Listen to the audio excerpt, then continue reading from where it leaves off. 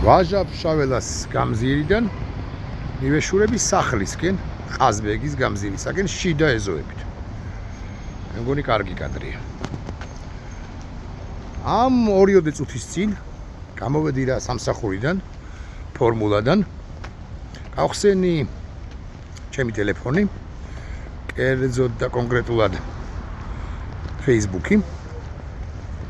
და შემხვდა საქართველოს მესამე პრეზიდენტის მიხეილ სააკაშვილის საპატივროდან გამოგზავნილი ტექსტი გასტატუსებული, რომელშიც პრეზიდენტი სააკაშვილი ამბობს, რომ მის ხელთ არსებული ინფორმაციით ოლიგარქი ივანიშვილი აპირებს, რომ გაყიდოს, უბრალოდ იყიდოს, მოდი, ასე სჯობს რომ ვთქვათ, იყიდოს ავლაბარში არსებული პრეზიდენტის ადმინისტრაციის შენობა.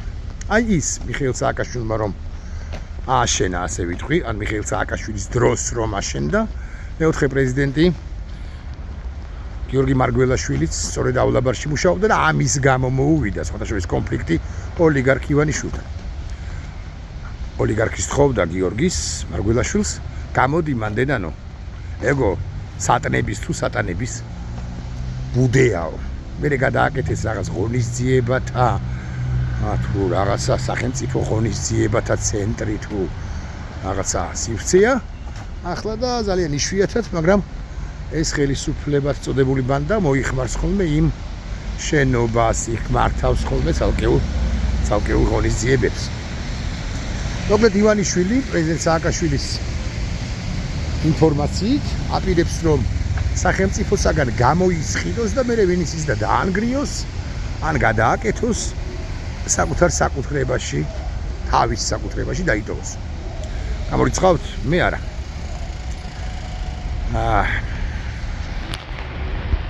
მე მართლაც არ გამორიცხავ.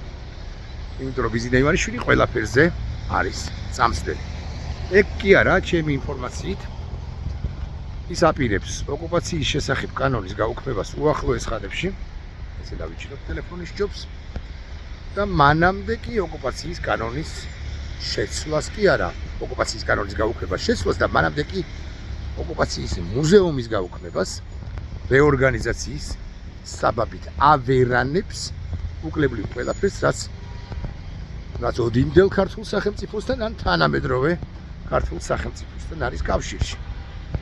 მე კითხვა მაქვს ამგვარი, ვეგუებით და ვეპუებით თუ არა, და თუ ვეგუებით და ვეპუებით, მაშინ ვაცნობიერებთ თუ არა, ვისი გრძეგანებთ თუ არა, თუ ქართული სახელმწიფო ისედაც დასუსტებული ოლიგარქის ხელში, კიდევ უფრო მეტად დასუსტება და ვინც ის ვერც დაუბრუნდება მსოფლიო დღის წესრიგს და თანამედროვე მსოფლიო ქვეყნების თანავარსკვლავედს.